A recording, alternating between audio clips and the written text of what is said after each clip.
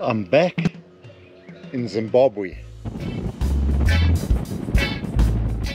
But before we get started, let me explain what I'm doing here. This is not the usual overlanding trip through Zimbabwe, putting my feet up next to the fire and spending time with mates. Although some of that will slip in, I'm sure. I have an objective. I need to deliver a bunch of tennis rackets and tennis boards that were donated through my social media pages to a community tennis coaching clinic in Zvimba near Harare. So why not hand out 63 soccer balls and pumps along the way too, all with the aim of chasing smiles. I'm 80 kilometers past the Beitbridge border post on the Drummond Farm, and I'm so excited to be here. This place is absolutely stunning. So far I've done about 10 kilometers of dirt road driving, and it's absolutely beautiful. Oh, and by the way, I have enough fuel with 2 full jerry cans as backup on the roof rack.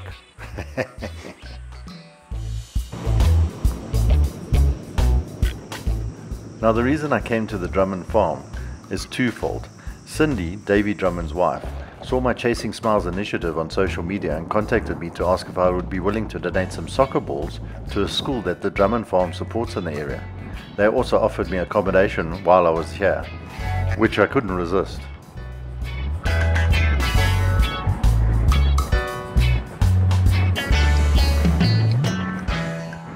Within a few minutes of passing through the gate, it felt like I had been transported into someone's oil painting, an Alice in Wonderland type feeling, without the anthropomorphic creatures. I have daughters, okay, so excuse the analogy. Anyway, this place is flippin' incredible. They've also just started offering various types of accommodation, but I honestly didn't expect this. Absolute paradise. What a place for kids to have adventures.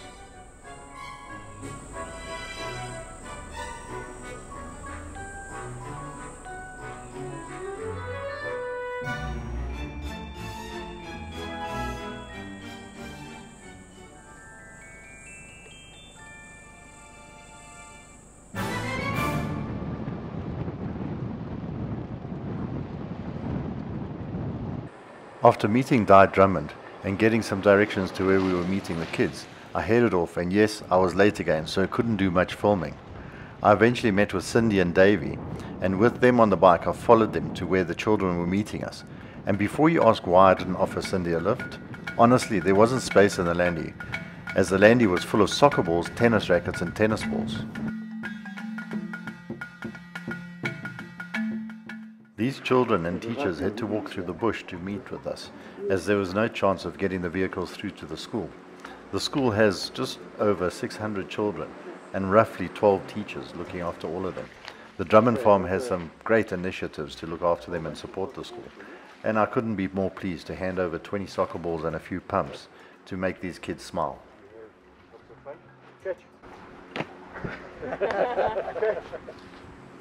They can play netball now. I think netball is a big thing for them as well. Yeah. And then we've got some pumps. A little bit soft.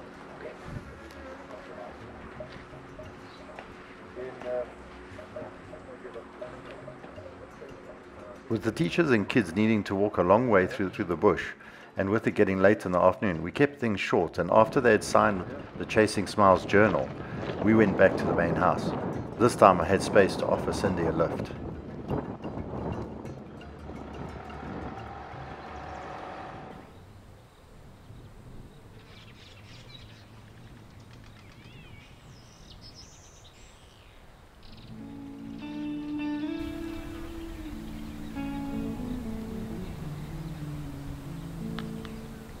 I was expecting to have to open up the rooftop tent and sleep in it tonight, which I would have been very happy to do.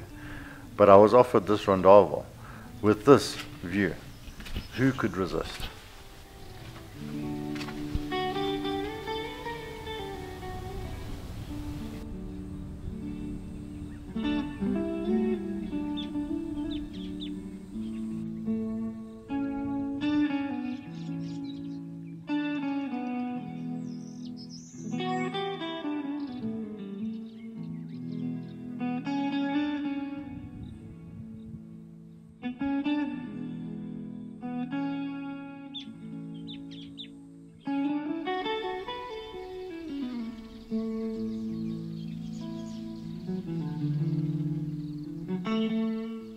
After some great conversation with Cindy and Davy, and meeting Ashton and Colby, who promised to teach me to fish the next time I visit, I was off to bed after a long day.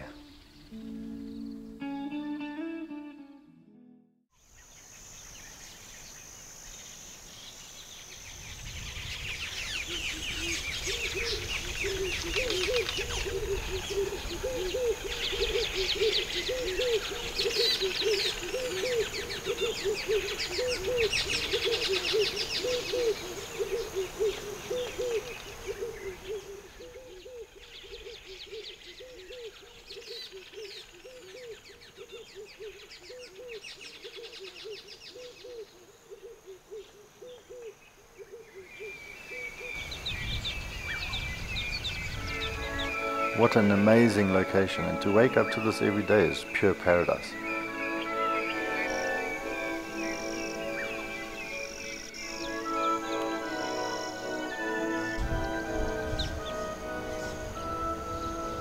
Now these hippo slept practically outside the kitchen window last night. This is the hippo's bed. Now I thought hippos were most active at night, where they eat mostly grass after coming out of the water. Clearly these guys have it good and they don't need to do that, and they can relax at night.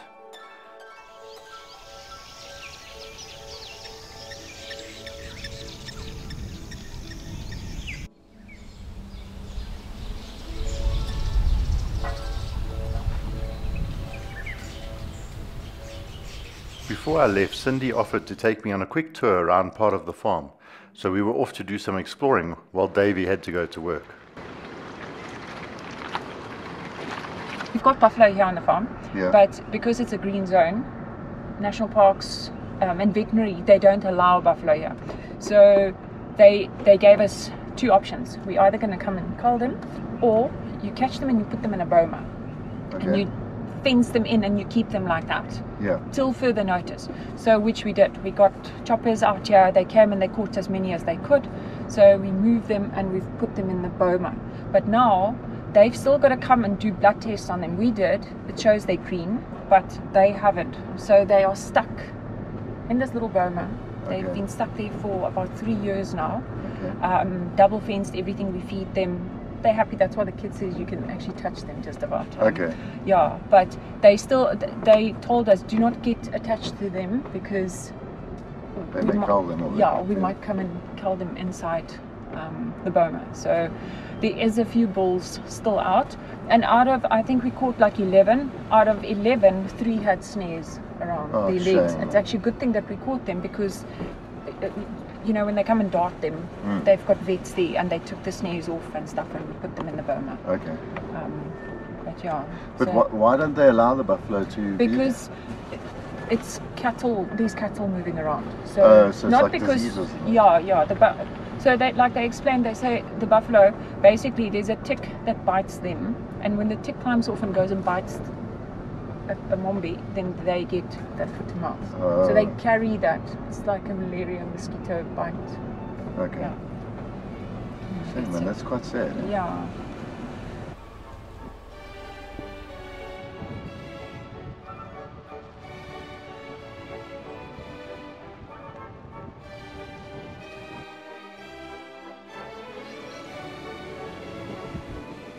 The farm is spectacular, and I haven't really done it justice by spending one night here.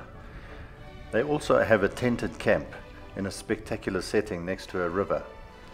The tented camp has everything you need: clean ablutions, great shower, kitchen facilities, and an amazing view. Definitely a place that I'll come and spend a week at.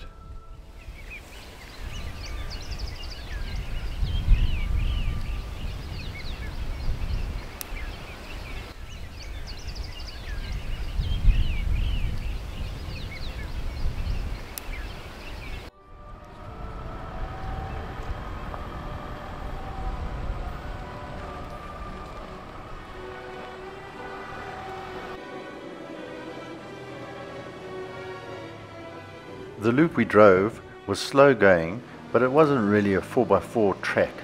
It was more a track where you need high ground clearance in certain places, and perhaps a 4x4 will be required in the wet season.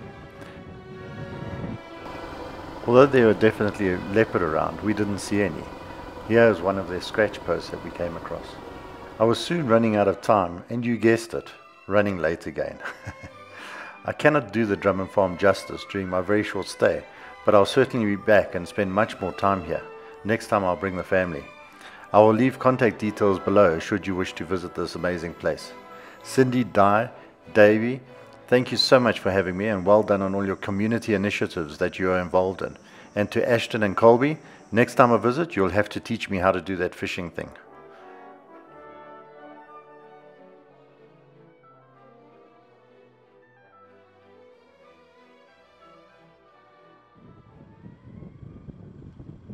From the Drummond Farm, I headed towards Bulawayo and West Nicholson, where I turned right onto my first dirt road of just over 100 kilometers, which will bring me out on the A9, just 25 kilometers south of Zimbabwe. It was nearing midday, and I had 420 kilometers to go to try and get to Sebakwe Recreational Park, which was near Kwekwe.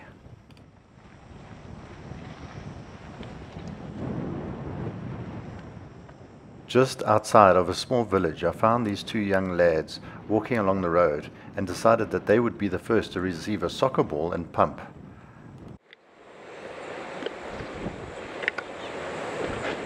Thank you. You're okay. But you must play soccer with your friends, eh? Yes. Do you want to take the pump also? Okay. And then you can pump the ball. You see how to do it? So inside there, Yes. you put it inside and then you pump. Okay, you know how to do it, eh? Yes. Okay. If you have not traveled in Africa, many children make their own soccer balls out of plastic bags and paper, which they roll into a ball shape. I'll try and find one to show you. These guys were so shocked but struggled to contain their excitement before heading off home. They also signed the Chasing Smiles journal. The one in the yellow shirt on the left is so happy. I've never seen a kid so happy. They're going to go play soccer now.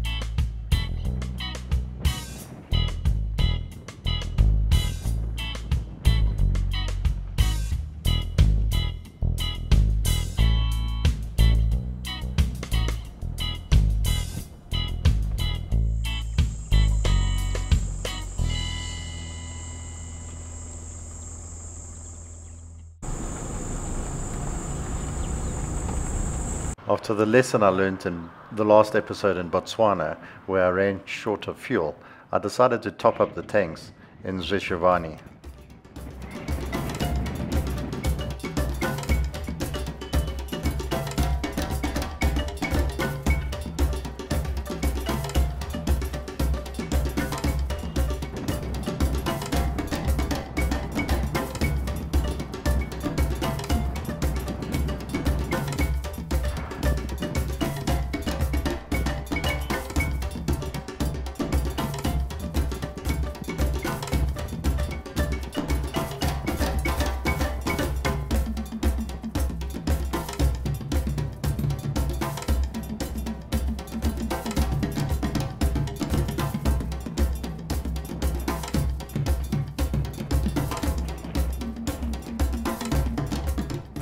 After turning off the main road at Mashava, I found these two young guys who happened to have a plastic ball that I was talking about earlier. I asked them to explain how they make it. Tell me how you make that ball over there. We make it with plastic, bread piece of papers, and we put papers inside. Okay. And how long does it take you to make that? Even 2 days for one. You happy? Yes, we are very happy. All right. Bye-bye. Enjoy the soccer. Bye.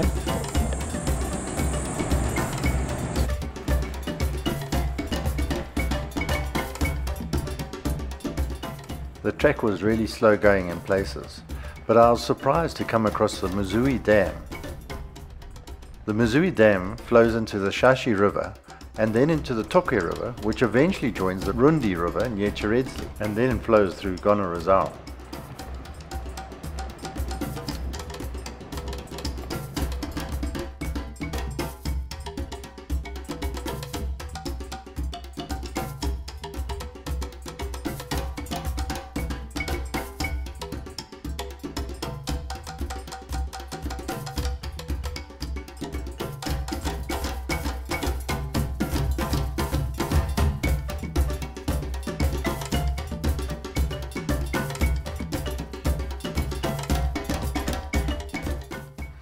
I didn't want to fly the drone too much and too far from the road, as there's quite a few gold mines in the area and I didn't want them to think I was a spy or something. The area has also been ravaged by bushfires, so it's not a very attractive area right now. This was October 2022. But can you imagine during summer after the first rains, it would be absolutely a stunning area. What I found very interesting was I was just over 1,000 meters above sea level also. Being this far away from the sea, I was expecting to be a lot higher.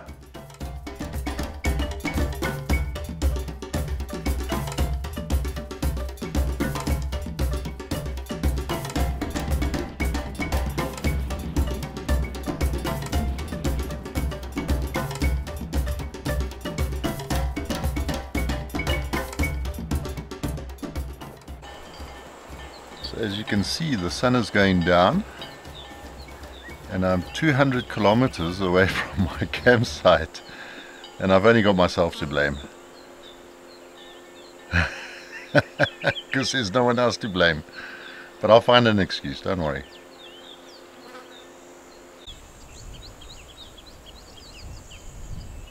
There we go, there's the guilty one, the bell.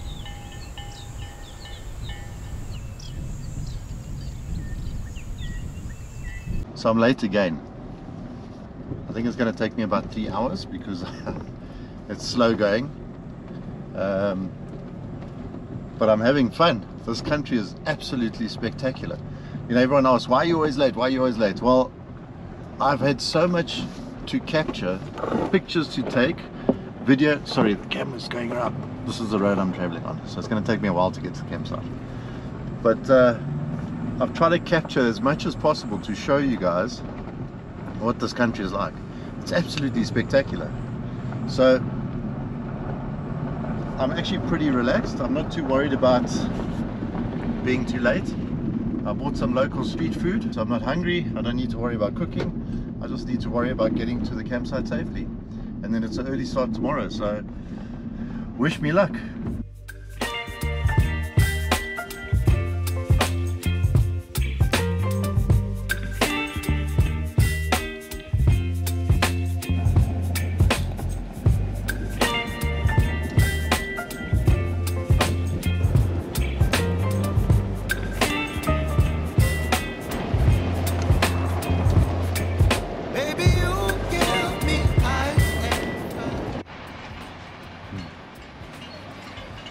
Hello. Hello. Hello.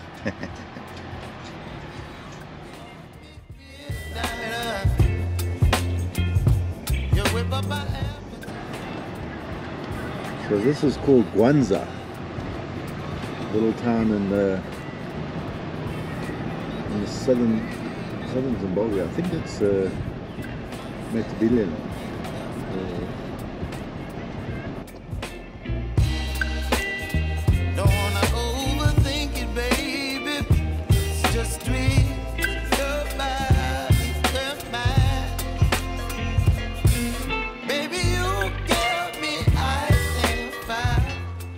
After a very long and very dark drive, I eventually arrived at the entrance to Sebakwe Recreational Park. But no one was at the gate.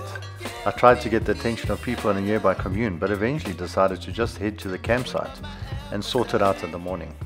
I fell asleep quickly while looking at the stars through the sky view window in the iCamper. Hippos were grunting in the background, and the rustle of the dead masasa tree leaves and seed pods on the ground. The dry seed pods make an excellent alarm system to anything approaching the campsite, so I felt pretty safe.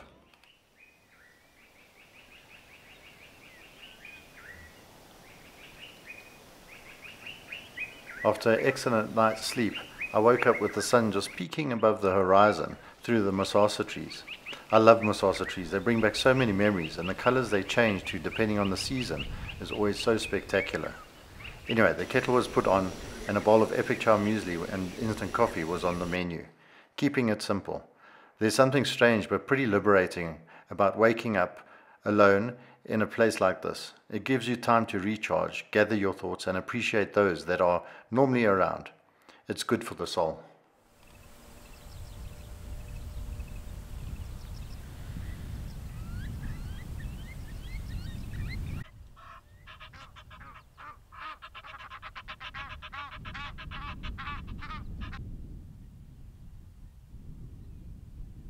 Sebakwe Dam is another big surprise. It's a dam in the Midlands province, more or less in the center of Zimbabwe.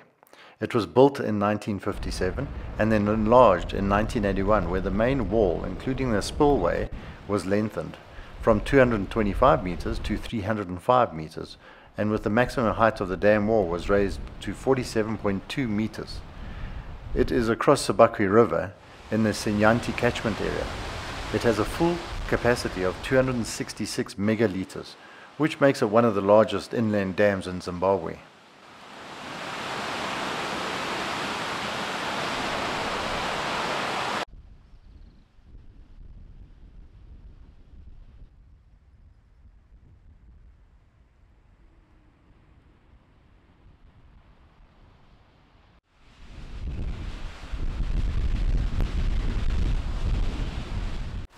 At the gate, I was met by a very surprised park official. I'm sorry, I have forgotten her name, but she was really excited to have a tourist there, as she hadn't seen any in months, and she said the last South African tourist was in about April 2021, about 18 months before me. It's a shame, to be honest, as it was such a nice park, so please go and visit her. The less we visit these parks, the less likely they will stay open on the tight budgets that all parks currently have. These monkeys seem to be chowing nicely. In order to save time, I decided to take the shortest route to Kwekwe. I had to be in Harare by 4 p.m, but before that I had to meet Tanashi at his tennis academy in Zvimba.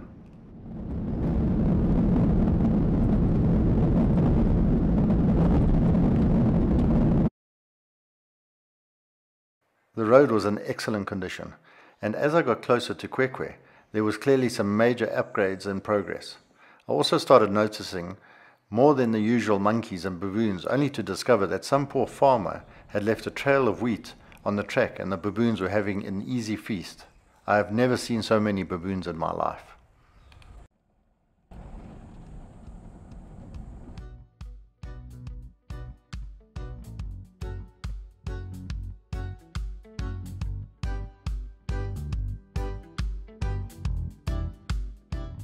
The road soon got better and I was able to speed up a bit and save some time.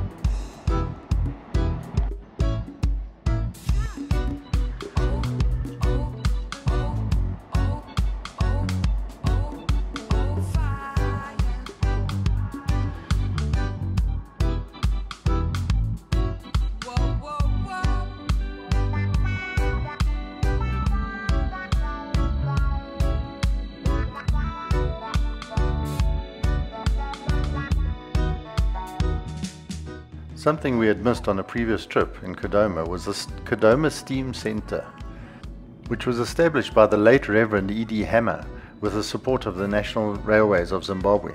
This just shows you that if you're rushing through areas, you're going to miss so much. I'll be sure to stop next time when I have more time to have a look around. I was soon passing the Viscounts in Chigutu. If you'd like to know more about these Viscounts and their history, please have a look at the Beautiful Zimbabwe episode 1, where I actually investigated and found all their history.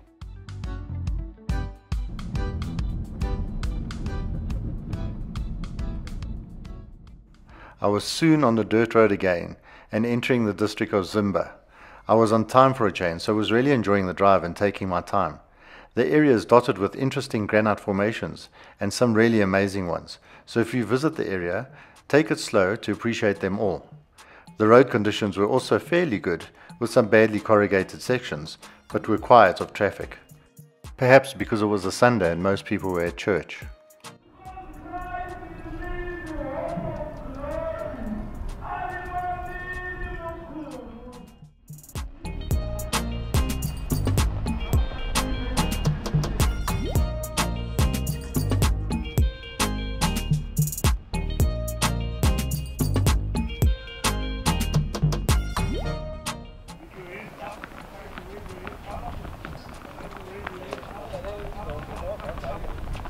Okay, now we need, what else do we need? We need tennis rackets and what else? You want tennis balls? Okay, are you sure you need tennis balls?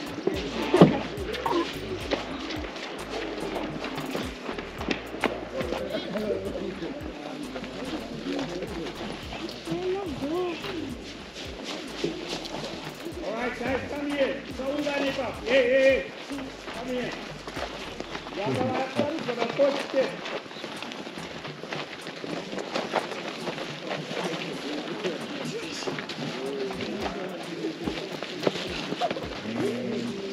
That is everything, finished. All that shouting is Coach Tanashi.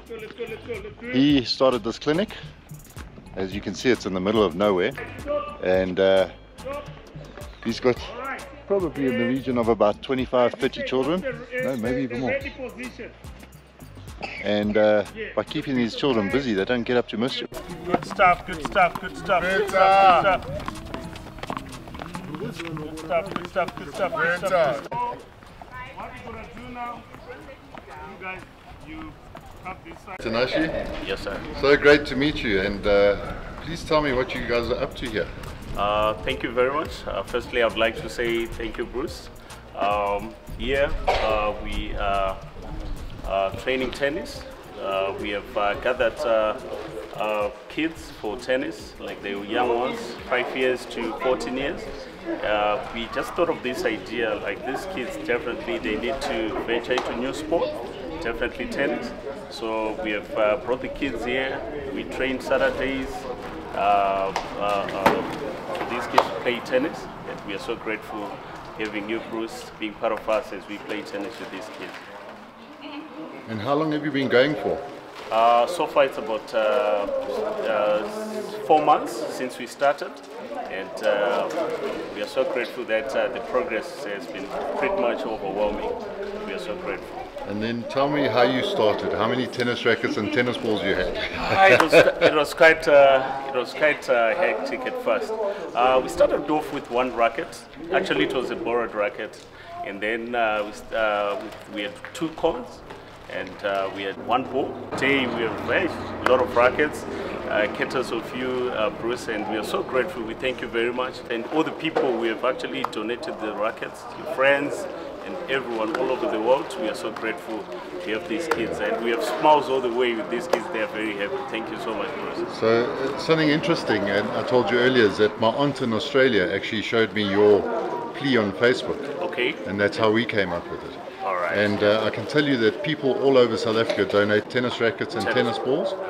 Okay. Most of them came from Natal. All right. And then a lot of them came from Gauteng and a few from Cape Town in the Cape areas, wonderful. you know. Okay. That's So all my supporters, you know, I call them my supporters, but the people that sort of follow my pages, they're very generous and they donated all of them. Yeah, we are so grateful. Okay, so while we were talking there, you mentioned that there are soccer coaches here also. Yeah. And they have about 60 kids or something like that? Yeah, somewhere around there.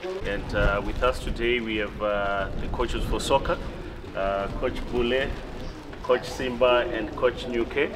Nice to meet you guys, and I hope you enjoy the soccer balls. I'm glad it was mentioned to me so I could, donate the soccer balls to you. Thank you. Because that was my initial thing, is collecting soccer balls. Yeah. Until I saw the Facebook post, and then we thought we'd do that, Yeah, thank you so much. So tell me a little bit about your soccer academy and how many kids you got and how often you practice. We have about 60 kids. We practice from Monday to Friday. Then actually we have some matches mostly on weekends, because most of the kids are school-going kids, so they are free on weekends to travel. We're facing some challenges, especially in the equipment area. The balls, cones, and stuff. So these balls that you gave us, definitely they will go a long way. And it was our hope that the kids were here to see you and express their gratitude. It's okay, when they make one of the major teams, you can send me a ticket and I'll come support. Eh? Definitely do that. But to all the coaches, tennis and soccer, I just want to congratulate you for making a difference and chasing smiles. That's what it's about, Yes, thank you very much. So well done, and thank you so for what you guys do. Eh? But there's one coach you forgot. Yes, and probably the most important coach. you know how it is. Yes.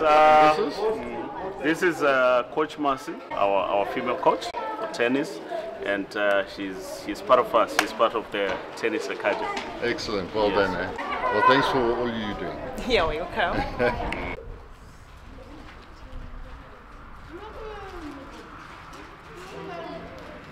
There is an old saying that goes, the laughter of a child is the light of a home. But I think in this case, the laughter of a child is the light of the community. We'd like to thank you for everything. You gave us rackets, you gave us tennis balls. Thank you. You're welcome. Thank you. I hope to see you playing in Wimbledon one day. Thank you, Yeah. Once again, thank you. You're welcome. Thank you to everyone that supported this initiative with your donations of tennis rackets and tennis balls. My confidence levels were high, and as this is overlanding with Bruce, and I had made the tennis courts on time, I took out my Tracks for Africa atlas and worked out a slightly longer route through some beautiful farmlands towards a small town of Darwindale. Now, if I didn't have to be in Harare, I would have tried to find a place to stay at Darwindale Recreational Park, but I will save that for another time.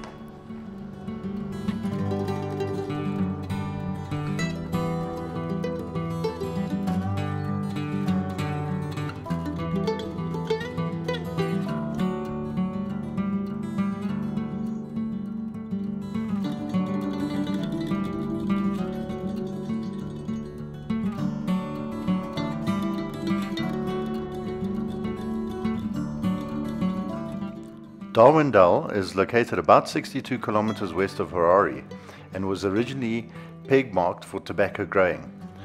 The once productive tobacco producing node of Zimbabwe is now mainly visited for fishing in Darwindale Dam, which boasts largemouth bass, with the largest catch outside of the United States and Mexico was recorded on the 25th of July 2004, weighing 8.2 kilograms.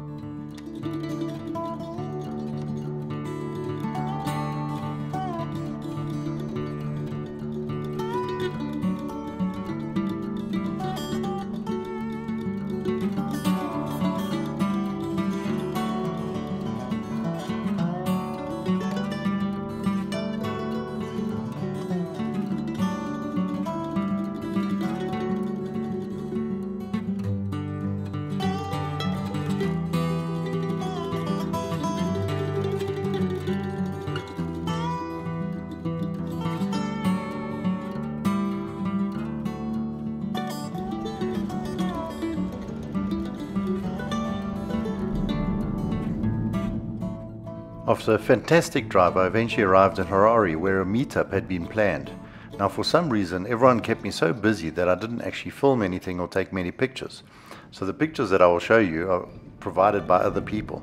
So thank you to everyone who attended. It was great to meet everyone, and thank you to Tracks for Africa and Easy On for sponsoring some very nice prizes for the lucky draw. A special thank you must go to Carolina for helping with the lucky draw, and Graham for always giving me a place to stay, and more importantly, your friendships. In the next episode, I'll walk around Harare and meet some very friendly people who give me lessons on how to say Harare after someone complained that I mispronounced it in a recent episode. So my name is Eric Kasukwere and I'm from Harare. Harare. I then visit the once iconic water park known as Mermaid's Pools before heading to the Eastern Highlands, and of course I use the adventure route to get there and drive through some incredible countryside.